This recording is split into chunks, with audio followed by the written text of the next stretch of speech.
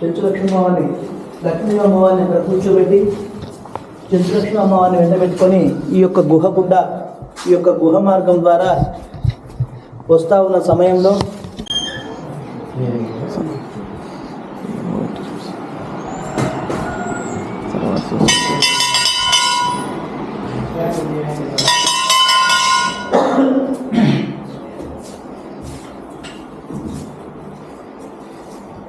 ఓం ఉగ్రం వీరం మహావిష్ణుం స్వరంగిం సర్వతోముఖం ప్రసన్నం వీచనం భద్రం మృత్యోర్మృత్యోర్నమాహమ్యహం. ఓం హం శ్రీం మహాగణపతయే నమః. కృతయుగే నారసింహం అంటే స్వామివారు 4వ అవతారంలో స్వామివారు కృతయుగంలో ఉద్భవించడం జరిగింది. ఆ రోజు హిరణ్యకశిపుడు అనే 2 రాక్షసులు బ్రహ్మదేవుని వరం కోసం ఘోరమైనటువంటి తపస్సు చేయడం జరిగింది. ఆయన చేసిన తపస్సుకు మెచ్చి బ్రహ్మదేవుడు ప్రత్యక్షమైనాడు. నాయన హిరణ్యకశిప, నీకు ఏం వరం కావాలో కోరుకోమన్నాడు. ఓ తండ్రి, ఈ 3 లోకాలు నేను శాసించాలి, ఈ 3 లోకాలు నేను పరిపాలించాలి, అందుకు ఏదైనా వరం ఉంటే ఇవ్వమని అడిగాడు. లేదు నాయన, 2 లోకాలు మాత్రమే నువ్వు శాసిస్తావు, ఒక లోకానికి మాత్రం కొన్ని నీకు అర్హత లేవని చెప్పడం జరిగింది. సరే స్వామి, మీరు ఇచ్చిందే చాలనుకున్నాడు వరము. ఆ విధంగా ఇంటికి బయలుదేరినాడు హిరణ్యకశిపుడు. ఇంటికి వెళ్ళే లోపల అలా భార్య లేక 12 బిడ్డకు జన్మనిచ్చింది. ఆ యొక్క బిడ్డ పేరు భక్త ప్రహ్లాదుడు అని పెట్టుకోవడం జరిగింది. ఆ యొక్క భక్త ప్రహ్లాదుడు పెరిగి పెద్దవాడై అంతింతై ఒట్టుడింతై పెరిగి పెద్దవాడై అవుతున్న సమయంలో వేద విద్యాభ్యాసం కోసము ఆ యొక్క గురుకుల పాఠశాలలో తీసుకెళ్తారు. గురువుగారికి అప్పచెప్తారు, ఈ రోజు నుంచి సకల విద్యాబోధనలన్నీ కూడా మీరే చేయాలి గురువుగారు అని చెప్పి తండ్రి తీసుకుని వెళ్ళి పిల్లవాడిని అప్పగించడం జరిగింది. ఆ విధంగా గురువుగారు ఓం నమః శివాయ అని పలకమంటారు. లేదు, ఓం నమో నారాయణాయ అంటాడు భక్త ప్రహ్లాదుడు. విష్ణు చెందినటువంటి గురువు గారు ఓం నమః శివాయ అని పలకమంటే ఓం నమో నారాయణాయ అని పలుకుతున్నావు నాయన, పలకవద్దు, ఓం నమః శివాయ అంటారు. లేదు, ఓం నమో నారాయణాయ అని చెప్పి పలుకుతాడు భక్త ప్రహ్లాదుడు. విష్ణు చెందినటువంటి గురువు గారు పిల్లవాడిని వెంటబెట్టుకొని తన దగ్గరికి తీసుకొచ్చి, మీ కుమారుడికి మేము విద్య నేర్పించలేము, ఓం నమః శివాయ అంటే ఓం నమో నారాయణాయ అని పలుకుతా ఉన్నాడు అని పిల్లవాడిని అప్పచెప్పి గురువుగారి ఇంటికి వెళ్ళిపోతాడు. వెళ్ళిపోయిన వెంటనే పిల్లవాడిని దగ్గరికి పిలిపించి ఓం నమః శివాయ అని పలుకునాయన అంటాడు హిరణ్యకశిపుడు. లేదు, ఓం నమో నారాయణాయ అంటాడు.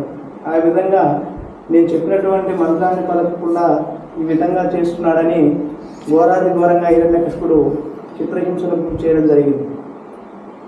ఒకరోజు అసలు భగవంతుడు ఉన్నాడా లేడని ఆలోచన చేశాడు. ఓ తండ్రి, ఎందుకు అలా అనుకుంటున్నావు భగవంతుడు లేడని? ఇందు లేడు అందు లేడు అంత సందేహం వలదు, భక్తుడు అన్ని చోట్ల ఉన్నాడు అని అంటాడు. ఒరే మూర్ఖుడా, నీ యొక్క భగవంతుడు ఈ యొక్క రాజస్తంభంలో ఉన్నాడేమో చూపురా అని అడుగుతాడు. సరే నాయన, ఆ రాజస్తంభంలోనే నా యొక్క నారాయణుడు ఉన్నాడు అని చెప్పడం జరుగుతుంది. ఆ విధంగా చెప్పిన వెంటనే తన దగ్గర ఉన్నటువంటి గదను తీసుకొని ఆ యొక్క కొండను కొట్టగా స్వామివారి అగ్రస్తంభం నుండి ఉద్భవించడం జరిగింది. ఆ విధంగా ఉద్భవించిన తర్వాత ఆ ఉగ్రరూపంలో వస్తూ ఈ యొక్క హిరణ్యకశిపుని చీల్చి చెండాడి చంపివేసి తన పేగునే మెడకు ధరిస్తాడు లక్ష్మీ నరసింహస్వామి. ప్రహ్లాదుని ప్రహ్లాదుడు రక్షించడం కొరకై స్వామివారి ఉగ్రస్తంభం నుండి ఉద్భవించడం జరిగింది. అదేవిధంగా ఉగ్ర రూపంలో వస్తూ ఉన్న సమయంలో స్వామివారిని శాంతింపజేయడం కోసం శ్రీదేవి భూదేవి సమేతస్య 2 లోక కళ్యాణార్థం భూమికి శ్రీదేవి అమ్మవారు లక్ష్మీదేవిగాను, భూదేవి అమ్మవారు చెంచులక్ష్మి అమ్మవారి అవతారం ఎత్తవలసి వచ్చింది. తేజపూరితమైనటువంటి వారిద్దరిని చూసిన తర్వాత స్వామివారు శాంతింపజేసుకొని శాంత నరసింహస్వామిగా కొలువు తీర్చాడు అహోబిల నారసింహస్వామి. ఆ విధంగా శాంతింపజేసుకొని అమ్మవారిని చక్కగా వెంటబెట్టుకొని దగ్గరలో ఉన్నటువంటి ఉల్లిన మల్లేశ్వర స్వామి సన్నిధానం ఎందుకు అమ్మవారిని ఇద్దరిని వెంటబెట్టుకొని వస్తాడు స్వామివారు. ఆ విధంగా వచ్చి కొండనే పందిరిగా వేసుకొని ఇద్దరిని అంగరంగ వైభవంగా వివాహం చేసుకుంటాడు స్వామివారు. ఆ యొక్క వివాహానికి అందరు దేవతలు కూడా హాజరవుతారు. ఆ విధంగా వివాహం అయిన తర్వాత చెంచులక్ష్మి అమ్మవారిని ఇక్కడ కూర్చోబెట్టి చెంచులక్ష్మి అమ్మవారిని వెంటబెట్టుకొని ఈ యొక్క గుహ మార్గం ద్వారా వస్తూ ఉన్న సమయంలో ఈ విషయాన్ని మహానందీశ్వరుడు గమనించి గంగాదేవిని ప్రవహింపజేసి స్వామివారిని ఇక్కడ ఆఫ్ చేయడం జరిగింది. ఆగిపోయినటువంటి స్వామి ఒక్కసారిగా ఈ యొక్క ప్లేస్లో ఆగి చెంచులక్ష్మి అమ్మవారిని వివాహం చేసుకోవడం జరిగింది. ఇది చేసుకున్న విషయం తెలిసిన తర్వాత అమ్మవారు పెద్ద అమ్మవారు లక్ష్మీదేవి పక్కకు వచ్చి అక్కడ దూరంగా అలిగిపోవడం జరిగింది. అమ్మ నువ్వు అలిగిపోవద్దు అని ఇద్దరు అమ్మవారిని చక్కగా వివాహం చేసుకున్నాడు స్వామివారు. స్వరంగ మార్గంలో నుంచి వచ్చి వెలిసిన స్వామి కాబట్టి స్వర్వ నరసింహస్వామిని భక్తులు ఈరోజు సర్వలక్ష్మి నరసింహస్వామిగా పిలుస్తూ ఉన్నారు. ఆలయం వచ్చేసి స్వామివారు తనకు తానుగా ప్రత్యక్షంగా స్వయంభూగా వచ్చి వెలిసినటువంటి స్వామి కాబట్టి స్వయంభూ దేవాలయం. అదేవిధంగా మన నంద్యాల జిల్లాలో ఉత్తర ద్వారంలో స్వయంభూగా ఉద్భవించినటువంటి దేవస్థానం సర్వలక్ష్మి నరసింహస్వామి దేవస్థానం. ఈ ఆలయ చరిత్ర విషయానికి వస్తే ఏ రాజులు కట్టినారనే విషయానికి వస్తే మనం తెలుసుకోవాల్సిన కీలకమైనటువంటి ఘట్టం అది.